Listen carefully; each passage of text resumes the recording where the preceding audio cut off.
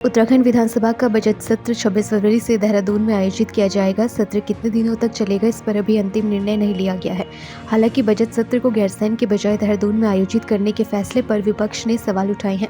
कांग्रेस के मुख्य प्रवक्ता गरिमा मेहरा धसौनी ने विधानसभा अध्यक्ष के उस बयान पर आपत्ति जताई जिसमें उन्होंने कहा था कि गैरसैंण का विधान भवन अभी पूरी तरह तैयार नहीं है, इसलिए सत्र देहरादून में आयोजित किया जा रहा है। इस पर गरिमा मेहरा धसौनी ने कहा कि मैं विधानसभा अध्यक्ष को याद दिलाना चाहती हूं कि हमने पहले भी टेंट और तंबुओं में बैठक और कैबिनेट सत्र किए हैं। ऐसे में 7 साल से अधिक समय बीत जाने के बावजूद सरकार गैरसैंण के विधान भवन को साउंड प्रूफ तक नहीं कर पाई है।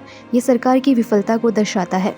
सबसे पहले तो मुझे आपत्ति है विधानसभा अध्यक्ष के उस बयान से जिसमें उन्होंने कहा है कि अभी गैरसैंण का विधान भवन ठीक तरह से तैयार नहीं हुआ है, इको करता है, इस वजह से बजट सत्र देहरादून में होना चाहिए। मैं मैडम को याद दिलाना चाहती हूँ, हमने टेंट और तंबुओं में वहाँ बैठकें करी हैं, कैबिनेट बैठकें करी हैं और सत्र चलाए हैं।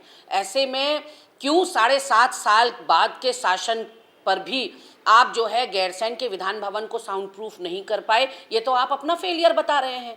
वहीं संकल्प विधानसभा में सत्ता पक्ष और विपक्ष की मौजूदगी में लिया गया था कि आगामी भविष्य में कभी भी बजट सत्र होगा वो गैरसैंण में होगा। तो जिसको लोकतंत्र का मंदिर कहते हैं हम, उस विधान भवन में लिए गए संकल्प को आज आप जिस तरह से दरकिनार कर रहे हैं, ये अच्छी परिपाटी नहीं है। वहीं उत्तराखंड के लिहाज से मैं कहना चाहती हूँ कि बजट ऐसा हो जो आम आदमी, गरीब आदमी के भले का सोचे, उसके लिए लाभकारी हो, उसको केंद्र बिंदु में रखकर, ध्यान में रखकर बजट बनाया जाना चाहिए।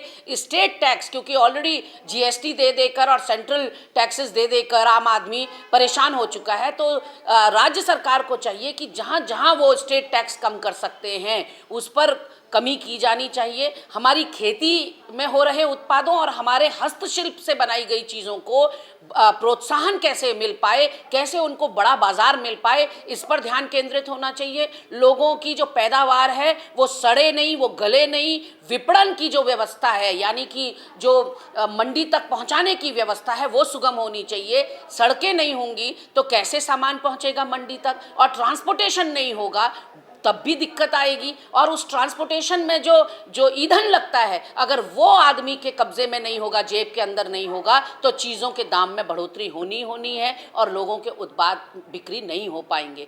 तो कहीं ना कहीं हमें कोई वैंकूवर, कोई मैनचेस्टर या कोई चाइना, जापान जाने की ज़रूरत नहीं है। बगल के राज्य हिमाचल में इतना खूबसूरत प्रबंधन है विपणन की, उसी से अगर हम कुछ सीख ले पाएँ और अपने बजट में कुछ प्रावधान कर पाएँ, वो बहुत सुंदर बात होगी। और पर्यावरण की दृष्टि से हमारे बजट में कुछ ना कुछ ज़रूर होना चाहिए। आपदा की दृष्टि से जिसके साथ हमारा चोली दामन का साथ है, उसके लिए कोई प्रावधान होना चाहिए, अलग फंड उसके लिए होना चाहिए। और कहीं ना कहीं पूरा समावेशी जो है वो बजट होना चाहिए, जिसमें हर वर्ग के लिए कुछ ना कुछ सौगात ज़रूर हो। डाउनलोड करें देवभूमि इनसाइडर।